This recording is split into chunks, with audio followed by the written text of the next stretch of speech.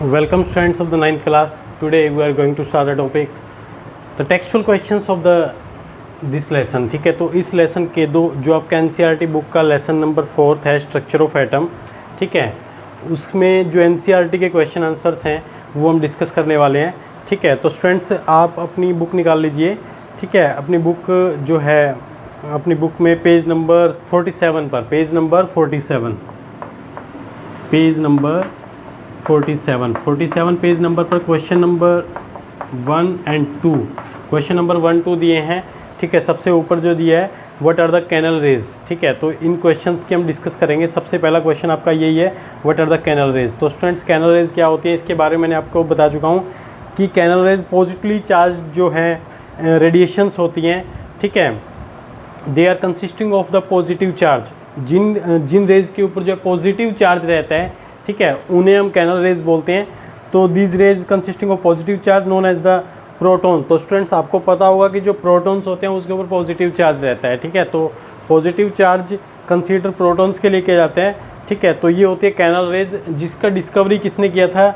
This discovery was discovered by Goldstein द्वारा इसका discovery किया गया. ठीक है, गोल्डस्टीन ने इसका डिस्कवरी किया था 1886 में गोल्डस्टीन ने इसका डिस्कवरी किया था कि इसका कैनल रेज का. ठीक है, समझ में आ गया. ठीक है, तो आप इसका अपनी नोटबुक में नोट कर लीजिए. Canal rays are positively charged radiations. ठीक है, these rays consist of positive charge particles known as protons.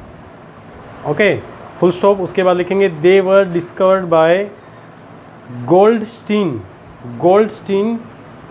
इन 1886. ठीक है, तो इतना सा आपने इस क्वेश्चन के आंसर में लिखना है. ठीक है, ओके. सेकंड क्वेश्चन देखिए स्टूडेंट्स. सेकंड क्वेश्चन बोल रहा है कि if an atom contains 1 electrons and 1 proton will it carry any charge और नॉट. देखिए, अगर एक एटम है, एक इलेक्ट्रॉन कंटेन कर रहा है और एक प्रोटॉन, ठीक है, तो क्या उसके ऊपर चार्ज होगा. तो हम कहेंगे कि भाई अगर देखिए कोई एटम है, उसके ऊपर जो है उसके पास एक इलेक्ट्रॉन है. ठीक है, एक इलेक्ट्रॉन है और एक ही प्रोटॉन है. ठीक है, एक इलेक्ट्रॉन है और एक ही प्रोटॉन है, तो क्या उसके ऊपर कोई चार्ज होगा. तो हम कहेंगे कि भाई वो एटम जो है वो न्यूट्रल होगा. ठीक है, सपोज हम मान लेते हैं कि भाई अगर मान लो कि एक एटम हाइड्रोजन की बात कर लेते हैं. ठीक है, या फिर कोई भी XYZ, मान लो कि मैंने X एटम कोई ले लिया. ठीक है, इसके पास एक इलेक्ट्रॉन है, एक प्रोटॉन है. तो इलेक्ट्रॉन के ऊपर स्टूडेंट्स जो चार्ज रहता है वो रहता है -1. ठीक है, प्रोटॉन पे चार्ज रहता है +1. तो स्टूडेंट्स एक एटम है जिसके ऊपर -1 +1 मतलब इलेक्ट्रॉन प्रोटॉन दोनों हैं, तो माइनस प्लस क्या करेंगे, एक दूसरे को न्यूट्रल कर देंगे. ठीक है, तो हम कहेंगे कि भाई उस एटम के ऊपर कोई भी जो है ओवरऑल चार्ज नहीं होगा. ठीक है, तो वो एक न्यूट्रल एटम होगा. समझ में आ गया. ठीक है, तो हम इसके बारे में लिखेंगे कैसे. तो लिखेंगे students an electron is negatively charge particle. Electron के ऊपर चार्ज क्या होता है, negative charge. Where a proton has the positively charge. ठीक है, उसके बाद लिखेंगे the magnitude of their charge is equal. Therefore an atom containing 1 electron and 1 proton will not carry any charge. Full stop लगाइए. उसके बाद thus it will be neutral atom. तो students मैं आपको फिर से एक्सप्लेन कर दूं कि भाई कोई भी एटम है उसके ऊपर पॉजिटिव चार्ज भी है और नेगेटिव चार्ज भी है. मतलब उसके पास इलेक्ट्रॉन भी है, प्रोटॉन भी है, तो मतलब जो है नेगेटिव पॉजिटिव दोनों चार्ज होंगे. तो नेगेटिव पॉजिटिव एक दूसरे को क्या कर देंगे, न्यूट्रल कर देंगे. तो वो एटम जो है कोई भी स्पेशली चार्ज कैरी नहीं करेगा, क्योंकि पॉजिटिव नेगेटिव दोनों मिलकर के उसको न्यूट्रल जो है कर देते हैं. समझ में आ गया. ये क्वेश्चन नंबर 2 का एक्सप्लेनेशन हुआ आपके पेज नंबर 47 पे. ठीक है, उसके बाद स्टूडेंट्स आपके क्वेश्चंस शुरू होते हैं पेज नंबर 49 से, ठीक है, 49 से आपके क्वेश्चन आंसर शुरू होते हैं फिर, ठीक है। तो पेज नंबर 49 पे क्वेश्चन नंबर 1 जो दिया है वो है on the basis of Thomson model of an atom explain how the atom is neutral as a whole. ठीक है, according to Thomson model atom, Thomson model के एटम के अकॉर्डिंग जो है आपको एक्सप्लेन करना है कि एटम जो है न्यूट्रल होता है, होल जो एटम्स होते हैं वो न्यूट्रल होते हैं। ठीक है, वो आपको एक्सप्लेन करना है।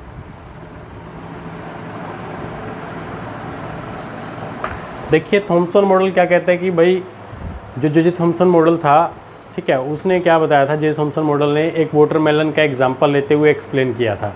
तो उसने क्या बोला कि भाई ये वाटरमेलन है, इसके अंदर जो सीड्स अवेलेबल हैं that is the negatively charge, और रेड स्फीयर जो है, जो रेड ईटेबल पार्ट्स जो है वो है पॉजिटिव चार्ज। तो इलेक्ट्रॉन प्रोटॉन जो है एक दूसरे को न्यूट्रल कर देते हैं।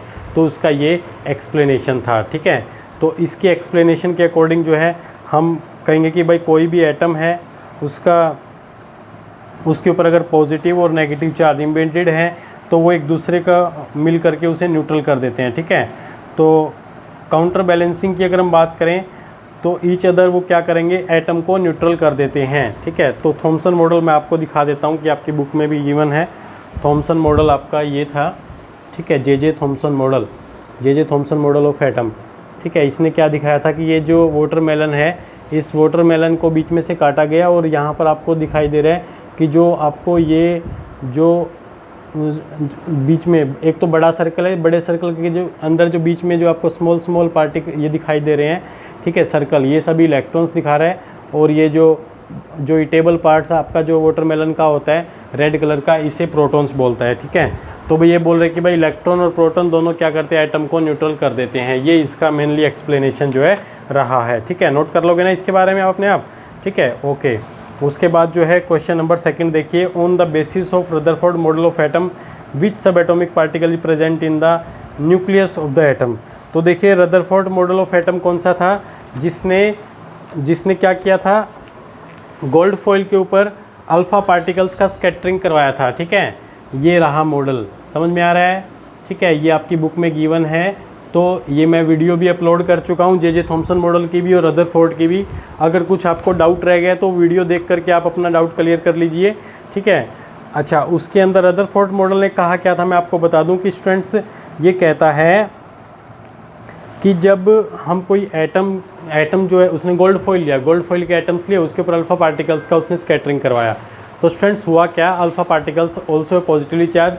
ठीक है, और जा करके जैसे ही एटम के न्यूक्लियस के ऊपर टकरा रहे थे, एटम के जो सेंटर में न्यूक्लियस होते हैं उसके ऊपर टकरा रहे थे, वो वापस आ रहे थे। तो स्टूडेंट्स अल्फ़ा पार्टिकल के ऊपर पॉजिटिव चार्ज, न्यूक्लियस के ऊपर भी एक ऐसा चार्ज था जो उसको वापस भेज रहा था। तो कौन सा चार्ज हो सकता है आप समझ गए होंगे, क्योंकि जो रिपेल करते हैं चार्जेस वो सेम चार्जेस होते हैं। तो अल्फ़ा पार्टिकल के ऊपर पॉजिटिव चार्ज है तो न्यूक्लियस के ऊपर भी पॉजिटिव चार्ज था। समझ में आ गया। ठीक है, तो रदरफोर्ड के अकॉर्डिंग जो था वो क्या था, न्यूक्लियस के ऊपर जो है पॉजिटिव चार्ज था। समझ में आ गया। ठीक है, ओके। उसके बाद जो क्वेश्चन नंबर 3 है, draw the sketch of the bourse model of atom. आपको बोर्स मॉडल ऑफ एटम का जो है नील्स बोर का मॉडल जो है वो ड्रॉ करना है। ठीक है, जो कि आपके एनसीईआरटी बुक में गिवन है, जो मैं आपको स्पेशली समझा भी चुका हूँ। ठीक है, तो आप देख सकते हैं, ये हो गया देखिए Bohr's model of atom. This is the Niels Bohr model of atom. ठीक है, जिसके अंदर न्यूक्लियस दिया है, इसमें first shell, second shell, third shell, fourth shell, KLMN shell हो गया। ठीक है, ये इसका एक्सप्लेनेशन हो गया। ये मैंने स्पेशल वीडियो भी अपलोड की है। तो क्वेश्चन नंबर 3 जो है वो आप अपने आप इसमें ड्रॉ करोगे। ठीक है, कर लोगे। उसके बाद क्वेश्चन नंबर 4 देखिए, क्वेश्चन नंबर 4 में है, क्वेश्चन नंबर 4 में है भाई तुम्हारे, क्वेश्चन दिया है, what do you think would be the observation of alpha particle scattering experiment is carried out using a foil of metal other than gold। तो देखिए आपको अपना एक्सप्लेनेशन देना कि भाई रदरफोर्ड ने जो है हैवी मेटल्स का यूज़ किया, जैसे कि उसने गोल्ड मेटल का यूज़ किया, उसके ऊपर फिर उसने अपना स्कैटरिंग करवाया। ठीक है, अगर ये कह रहा है कि भाई गोल्ड की जगह अगर कोई भी अदर मेटल ली जाए तो क्या ये एक्सपेरिमेंट पॉसिबल होगा। तो भाई अल्फ़ा स्कैटरिंग जो एक्सपेरिमेंट है वो गोल्ड फॉइल जैसी हैवी मेटल्स के ऊपर ही पॉसिबल है। ठीक है, क्योंकि एक तो सबसे पहली बात कि हैवी मेटल्स मतलब जो है इसका एटॉमिक मास ज़्यादा है। ठीक है, एक तो ये हम एक्सप्लेनेशन देंगे। और दूसरी बात कि इसके अंदर मेलेबिलिटी काफ़ी ज़्यादा होती है, ठीक है, जिससे इसका फॉइल जो है बनाना बहुत आसान रहता है, ठीक है। तो हम यही एक्सप्लेनेशन इसका दे पाएंगे। समझ में आ गया, ठीक है। इसके अलावा कुछ अदर मेटल्स भी ले सकते हैं, लेकिन डिफ़िकल्ट रहेगा उसका फॉइल बनाना, ठीक है, तो हम ये कह देंगे, है ना। तो स्टूडेंट्स ये हो गया आपके क्वेश्चन नंबर 1 to 4, ठीक है, पेज नंबर 49 के, और पेज नंबर 47 के हो गए आपके क्वेश्चन नंबर 1 और 2, ठीक है। तो ये आपको 4 और 6 क्वेश्चंस मैंने आपको एक्सप्लेन कर दिए इस वीडियो में। उसके बाद नेक्स्ट वीडियो में आगे बढ़ेंगे हम, ठीक है, टेक्सचुअल क्वेश्चंस को आगे कंटिन्यू करेंगे। समझ में आ गया, ठीक है, ओके।